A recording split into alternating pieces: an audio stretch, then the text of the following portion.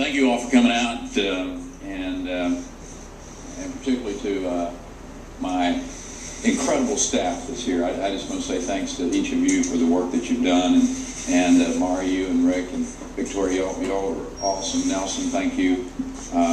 It's just been a real privilege to be able to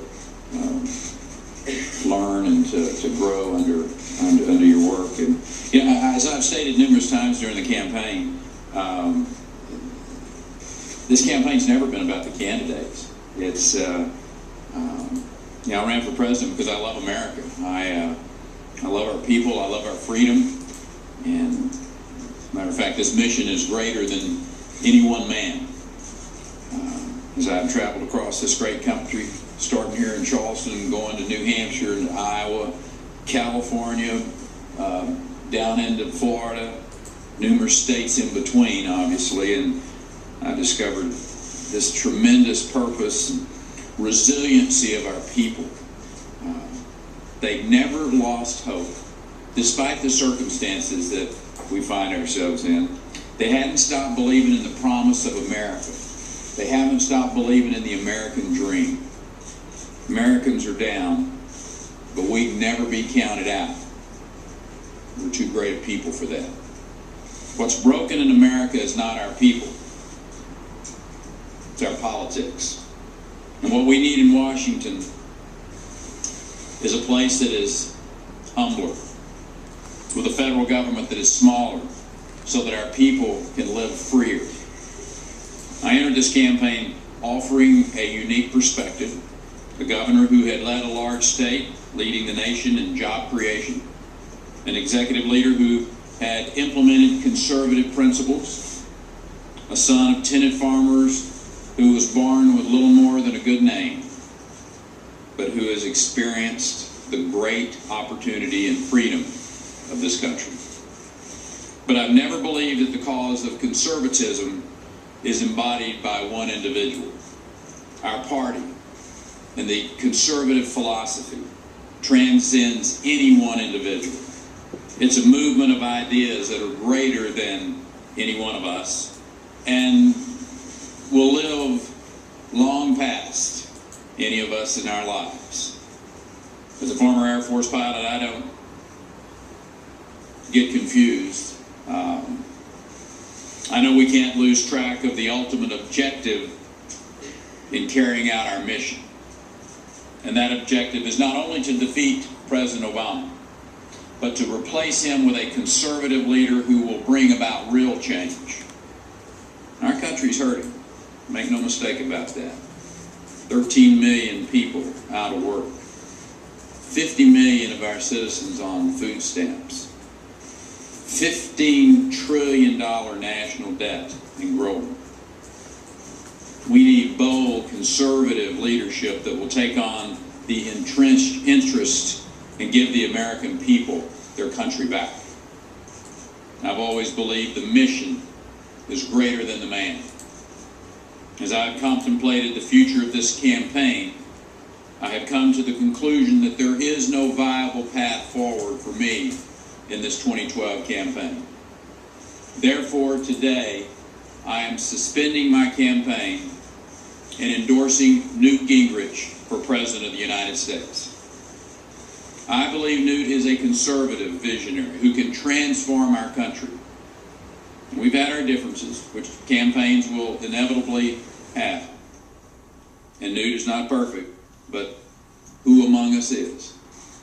The fact is, there is forgiveness for those who seek God.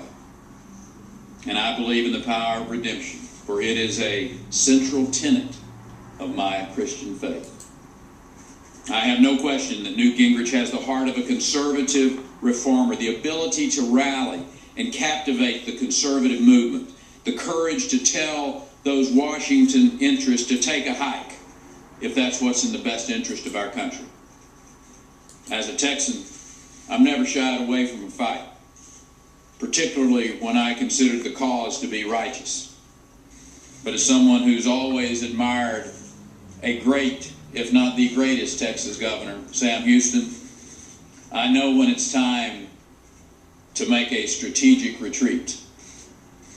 So I will leave the trail, return home to Texas, wind down my 2012 campaign, and I will do so with pride, knowing I gave fully of myself of a cause worthy of this country. As I head home, I do so with the love of my life by my side, a woman who makes every day good when she is there by me. And that's my wife, Anita. Honey, thank you for all you've done. She has been an incredible patriot during this process. I also want to thank my son Griffin and his beautiful wife Meredith, Sydney, who is not with us here today. But the fact is, with a good wife, with 3 loving children, and a loving God who is in my life, things are going to be good no matter what I do. I'm proud of the policies we put forward to the American people, and I believe that we provided the right path forward for our party and our nation. Overhaul Washington, providing, I think, the roadmap for that.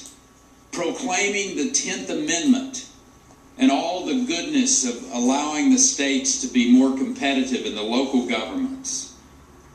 Creating energy and energy security, energy jobs and energy security. Cutting spending, eliminating these unnecessary federal agencies. Cutting taxes to that flat and simple 20%. And I'll continue to fight for these conservative reforms because the future of our country is at stake. And the road we're traveling today, President Obama's road, is a very dangerous one. I want to thank some wonderful individuals who I've come to know and admire and who've stood by my side in this state. Caden Dawson, thank you, brother, for all the work that you've done and the loyal, just being the loyal supporter that you've been. A strong and a good man in the United States Congress, Mick Mulvaney, Ambassador Wilkins. I talked to all of them this morning, and I just want to thank my supporters, the men and women who have come across the country to be here in South Carolina, that were in New Hampshire and Iowa. God bless you for loving your country, for volunteering and being here and making a difference. In particular, I want to say thanks to Governor Bobby Jindal, who has just been a fabulous spokesperson. Steve Forbes, who as I know him more, I admire him greatly. What a fabulous, patriotic American. And Governor Sam Brownback, Senator Jim Inhofe, Congresswoman Candace Miller, Sam Graves, Congressman Sam Graves, all just great Americans who we have come to have such great respect for and reflect their love of country. And I want to say a really special thanks to 3 distinguished veterans who have joined me on the trail. Medal of Honor recipient Mike Thorne. Mike spent the last 2 days with us as we traveled across South Carolina. Navy Cross recipient Marcus Luttrell. Thank you, brother. I appreciate you and Mel coming and being with us today.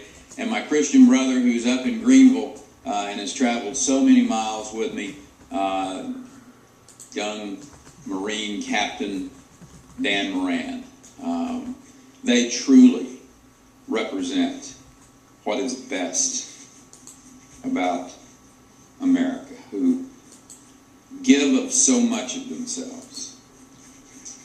And they have been uplifting for me as a citizen, as the commander-in-chief of our Texas forces.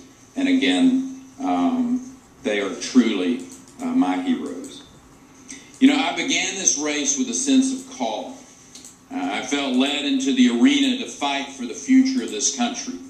And I feel no different today than I did then, knowing a calling never guarantees a particular outcome, but the journey that tests one's faith and one's character. So now the journey leads me back to Texas, neither discouraged nor disenchanted, but instead rewarded highly by the experience and resolute to remain in the arena and in the service of my country. Our country needs bold leadership and real transformation. Our country deserves that. We must rise to the occasion and elect a conservative champion to put our nation back on the right track. And this I know, I'm not done fighting for the cause of conservatism. As a matter of fact, I have just begun to fight. God bless you. God bless this great country of America. Thank you for coming out and being with us today.